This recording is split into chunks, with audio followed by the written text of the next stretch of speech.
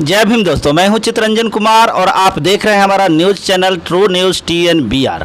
आज हमारे इस चैनल में एक खास मेहमान हैं, उनसे हम मिलाना चाहते हैं आपको। यह है रविदास एकता मिशन जिला जहानाबाद के जिलाध्यक्ष महेश राम जी। महेश जी, आपको बहुत बहुत धन्यवाद मेरे चैनल में। धन्यवाद सर। ये रविदास एकता मिशन जो है, ऐसे जैसा कि नाम है, नाम से तो पता चलता है कि एकता के लिए ये मिशन चलाया जा रहा है। आप लोग इस मूवमेंट को कब से चला रहे हैं? ये करीब करीब 2 साल से चल रहे हैं। 2 साल से इस अभियान को चला रहे हैं, तो अभी तक ये जो जहानाबाद जिला है, इसमें क्या कमेटी गठन का भी कार्य आप लोग कर रहे हैं? हाँ, कमेटी का गठन काको में हो चुका है।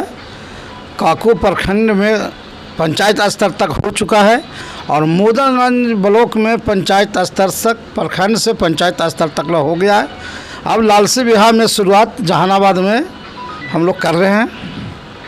तो ये अभी आप ये तीसरा जगह बता रहे हैं कि तीसरा जगह शुरुआत अभी हो रहा है, तो क्या हम इस बात को कह सकते हैं कि 2 साल में आप सिर्फ तीन ब्लॉक को ही आप कवर किए हैं, 3 ब्लॉक को ही कमेटी बनाए हैं? क्योंकि लॉकडाउन में भीड़ लगाना और एक जमा सरकार के द्वारा प्रतिबंधित था कोरोना के चलते, इसी के चलते विलम्ब हुआ, इसके लिए क्षमा प्रार्थी है।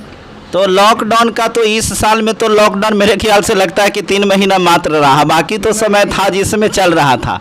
तो क्या उस पीरियड में आप लोग घर पर बैठे हुए थे? नहीं, ऐसा नहीं है।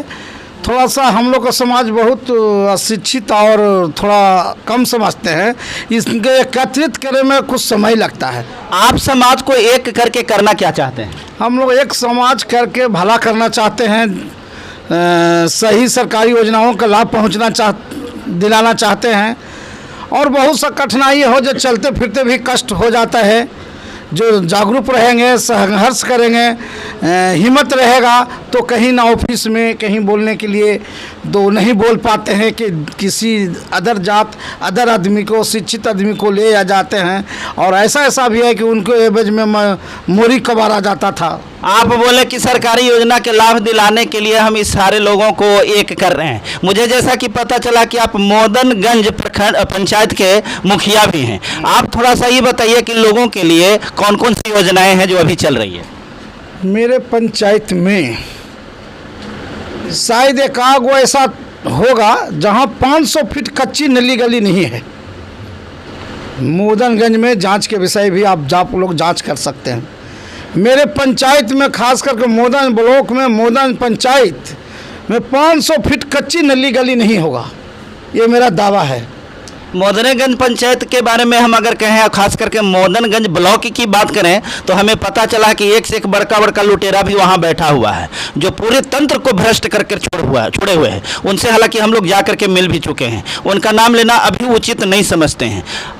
रिसेंट हम घटना आपको बता रहे हैं कि आपके जो पंचायत में या आपके जो ब्लॉक है, उस ब्लॉक में शौचालय का जो निर्माण किया गया है, शौचालय निर्माण में बहुत बड़ा धांधली हुआ है। क्या ये बात सच है? नहीं, ऐसा सच नहीं है। आपने जो आरोप लगा रहे हैं, ये पूरे बिहार में जो बात है वो कहीं न कहीं कुछ तो गड़बड़ है, ही है।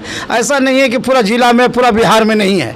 लेकिन ये आरोप लगाना कि मोदन पंचायत में ऐसा है, निर्धार है। आप ही के ब्लॉक में अनंतपुर एक गांव है, क्या आपको पता है?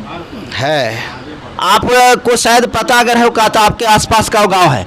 क्या उस गांव में जो शौचालय बना है, शौचालय का जो क्राइटेरिया होता है, शौचालय निर्माण का जो एक मानक होता है, उसके अनुरूप बना है? लेकिन वहाँ का जो जनता में जागरूक नहीं है, शौचालय में ना जा कर के रोड पर और कहीं खेत खलिहान में शौच करते हैं। श्रीमान जी, वहाँ निर्माण के संबंध में हमें पता चला है, हालांकि वो तो शायद आपका पंचायत नहीं है, इसलिए उस पर हम विशेष बात न करें, क्योंकि ये ब्लॉक लेवल की बात है। लेकिन हम सिर्फ ये जानना चाह रहे हैं कि अभी जो दलितों के लिए और खास करके SC ST के लिए जो योजना आया है, बहुत सारे लोगों को योजना के बारे में पता नहीं चलता है कि कौन सा योजना हमारे लिए है।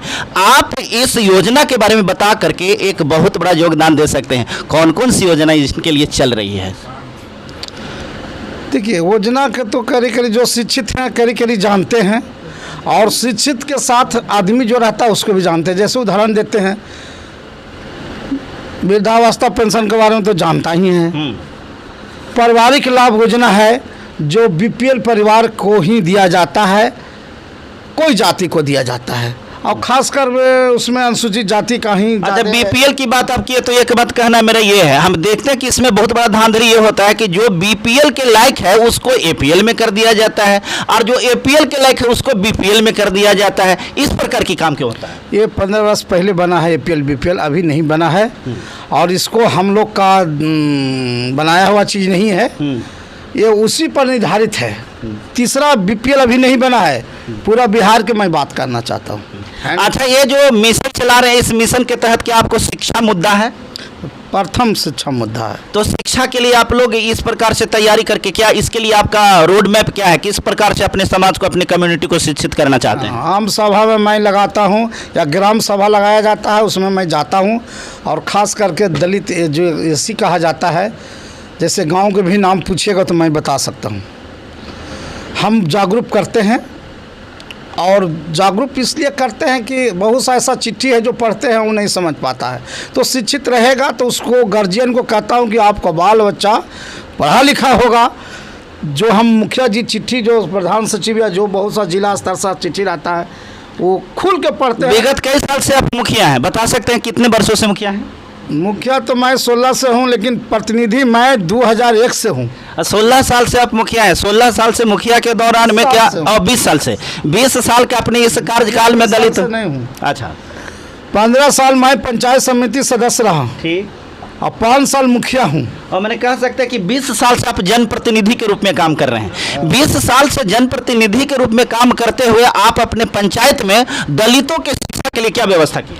शिक्षा की व्यवस्था तो कोई ऐसा नहीं है जो स्कूल नहीं है मेरे क्षेत्र में। सरकारी स्कूल की बात करें कि प्राइवेट के? सरकारी स्कूल। सरकारी स्कूल में पढ़ाई कैसी होती है उसके बारे में आपको पता होगा। इसी का जो सरकार का व्यवस्था आप खुद जानते हैं। सरकार की व्यवस्था है तो उसी के तंत्र आप भी हैं, तो आपको इसके संबंध में सरकार को कहना चाहिए। पहले सरकारी में भी नहीं लिया, दलित लोग जानते थे, और गरीबी के कारण होता था कि नहीं, सरकारी में भी लोग नहीं जाता था। अरे आप तो लड़ने वाले मुखिया, आप तो जाकर के बीडीओ से भी लड़ते हैं, डीएम से भी लड़ते हैं, इसके बावजूद भी आखिर इस प्रकार की शिक्षा की व्यवस्था है जहां सरकारी स्कूल में पढ़ाई का पैमाना जो है वो सही नहीं हो रहा है, बच्चों को शिक्षा नहीं मिल रहा है, खाली खिचड़ी के नाम पर, मिड डे मील के नाम पर वो विद्यालय में जो लूट खसोट मचाया जा रहा है। तो आप मुखिया रहते भर में वहाँ 20 साल से प्रतिनिधि हैं, तो आपने क्या किया? मैं निरीक्षण करता हूँ, और तो निरीक्षण के दौरान कोई पर कार्रवाई भी करवाए होंगे? हाँ, करवाया हूँ। कौन वैसा व्यक्ति? हाँ, मैमा गांव है, उसमें हेडमास्टर के वेतन बंद हो गया था। अच्छा, और इसके अलावे अगला जो वेलफेयर है आपके पंचायत में, आपके पंचायत की हम बात नहीं करेंगे, इस प्रकार से जो कम्युनिटी पर, आपके कम्युनिटी पर या दलित लोगों के ऊपर जो शोषण होता है, अत्याचार होता है, बलात्कार होता है, भिन्न भिन्न प्रकार को उसको अपमान सहना पड़ता है, इसके बारे में आपके पास में क्या थाउट है? मैं केस कराता हूँ, और उसको चंदा विधि से मैं केस कराता हूँ, और देता हूँ, सहायता भी करता हूँ, और खड़ी भी रहता हूँ। थाना से लेकर मैं कोर्ट तक जाता हूँ, और ये केस मुकदमा करवाते हैं और इस प्रकार से उसको न्याय दिलाते हैं। बहुत बहुत धन्यवाद। आप देख रहे थे हमारे महेश जी थे, जिन्होंने बहुत बेबाकी से अपनी बात को